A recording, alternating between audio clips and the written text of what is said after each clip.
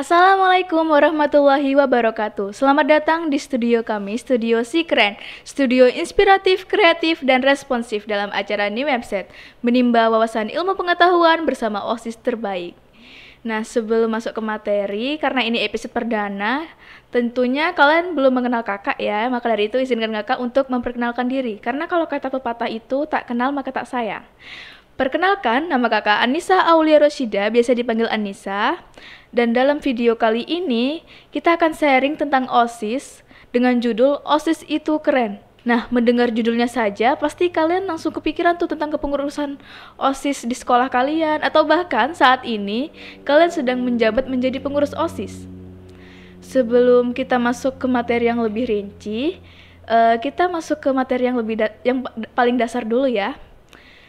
Apa sih OSIS itu? OSIS adalah organisasi siswa intrasekolah yang dimana organisasi ini wajib ada di sekolah di seluruh Indonesia sederajat SMP dan SMA. Nah, dengar itu saja kalian pasti langsung muncul pertanyaan tuh di benak kalian, kenapa sih harus ada OSIS di sekolah? Karena OSIS merupakan wadah atau rumah untuk menampung bakat atau passion para anggotanya untuk mengembangkan bakatnya atau bahkan membantu anggotanya untuk mencari bakatnya. Contohnya nih ya, OSIS ngadain proker festival budaya. Nah di situ kan festival budaya meliputi dari busana adat, tarian adat, makanan adat. Nah di situ nanti anggotanya akan menemukan passionnya masing-masing dari program yang kita ajukan. Mendengar itu kalian pasti langsung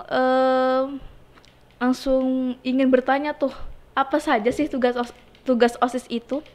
Tugas OSIS gak banyak juga gak sedikit. Yang paling utama, tugas OSIS adalah menjaga nama baik sekolah, martabat sekolah, serta kehormatan sekolah. Kenapa kita harus menjaga 3 hal ini? Karena baik buruknya sekolah di pandangan masyarakat tergantung dari masyarakat sekolahnya. Kemudian, tugas OSIS yang kedua adalah membuat program sesuai dengan kondisi lapangan di sekolah. Kenapa sih harus sesuai dengan kondisi lapangan di sekolah?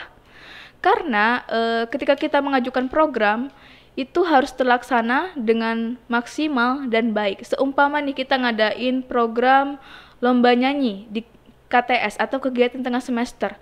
Tapi di sekolah kita sendiri belum ada pendidikan bina musika atau ekstrakurikuler bina musika.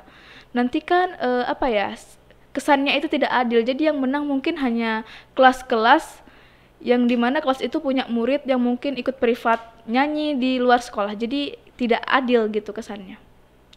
Kemudian tujuan adanya OSIS adalah untuk membantu sekolah mensukseskan acara atau event-event yang ada di sekolah. Contohnya nih ketika PLS atau contohnya ini ketika PLS atau pengenalan lingkungan sekolah. Nah, di situ pasti OSIS turut berperan membantu sekolah untuk memperkenalkan lingkungan sekolah kepada peserta didik baru. Kemudian, apa saja sih manfaat menjadi pengurus OSIS? Manfaat menjadi pengurus OSIS tentunya banyak ya, yang kakak dapatkan pun banyak. Contohnya kita bisa mendapatkan banyak teman dalam waktu yang relatif cepat. Karena kan kita tiap hari tuh komunikasi tuh dengan siswa-siswa. Terus contoh gampangnya itu ketika kita razia, kita pasti tidak hanya berkunjung ke satu kelas, kita pasti keliling ke semua kelas. Kemudian di situ terjadi komunikasi. Manfaat menjadi pengurus OSIS yang kedua adalah kita bisa mendapat pengalaman berorganisasi, yang dimana pengalaman ini tidak akan kita dapatkan ketika kita tidak ikut organisasi. Contohnya itu public speaking, kemudian cara membuat proposal yang baik. Nah, manfaat menjadi pengurus OSIS yang ketiga itu kita mendapatkan banyak ilmu, wawasan, serta pengalaman.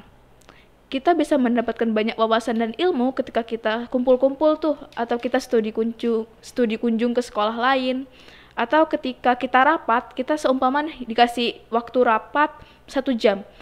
Tidak mungkin 1 jam itu kita rapat terus, pasti ada waktu untuk break. Nah, ketika kita break, kita pasti ada waktu untuk saling bertukar cerita, bertukar ilmu kepada sesama pengurus OSIS. Kemudian kita bisa mendapat banyak pengalaman ketika kita LDK. Nah, pada umumnya pengurus OSIS itu mendapat fasilitas LDK atau latihan dasar kepemimpinan.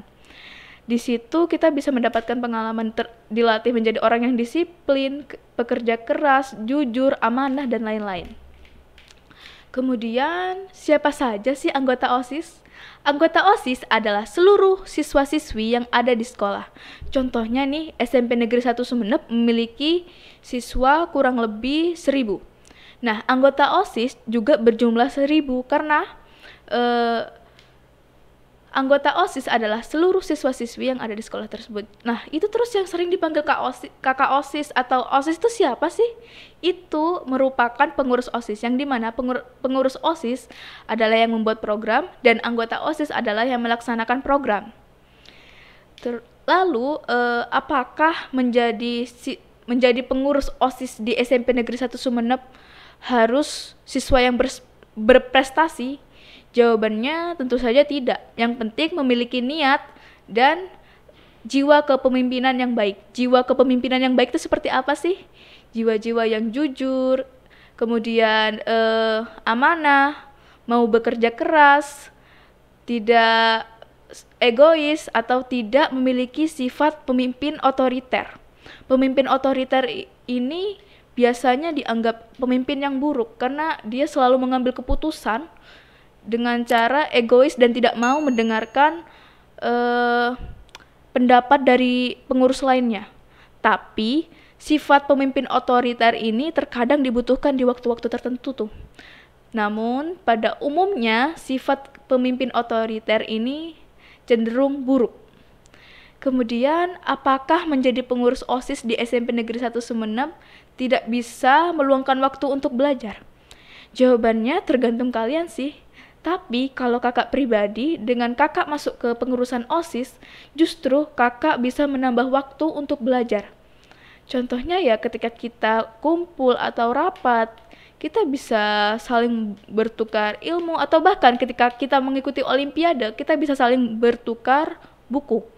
Contohnya kan pengurus OSIS ini tidak hanya dari satu angkatan ya, tapi dari 2 angkatan. Kalau di jenjang SMP dari kelas 7 dan kelas 8, dan kalau dari jenjang SMA kelas 10 dan kelas 11.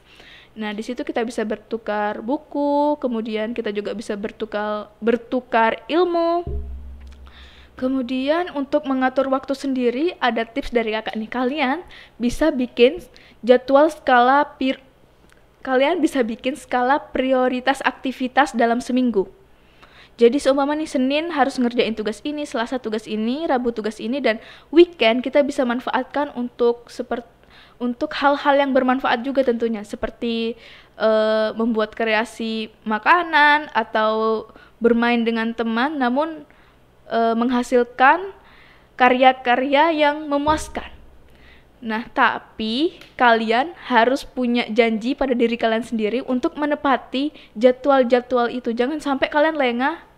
Terus seumpama nih, kalian punya jadwal hari Senin mengerjain tugas PKN, tapi kalian asik main HP tuh. Nah, itu sebaiknya dihindari dan kalian harus disiplin. Sikap disiplin ini bisa kalian dapatkan ketika kalian berorganisasi. Kemudian, apakah pengurus OSIS itu harus punya akun sosial media? Jawabannya tergantung kebutuhan ya, karena terkadang ada beberapa sekolah yang belum memiliki akun sosial media karena ya mungkin mereka rasa belum butuh. Tapi di OSIS SMP Negeri 1 Sumeneb sendiri sudah memiliki akun Instagram. Kalian bisa langsung cek, namanya itu @osis.smpn1sumeneb. Di situ di feed IG kami sudah tertata rapi pengumuman lomba, proker-proker yang kita lakukan di sosial media. Kemudian kita juga bisa berpartisipasi, memberi ucapan saat ada hari-hari besar nasional, hari-hari keagamaan, dan lain-lain. Kakak rasa sharing-sharing kita hari ini cukup sampai di sini, dan semoga ini bermanfaat. Dan semoga ini bermanfaat untuk kalian dan bisa kalian praktekkan tuh di kehidupan kalian. Jadilah manusia yang bermanfaat, maka hidupmu akan bahagia dunia akhirat. Saya Anissa pamit undur diri dan sampai jumpa. Jangan lupa like, comment, share, dan subscribe video ini sebanyak-banyaknya. Sampai jumpa.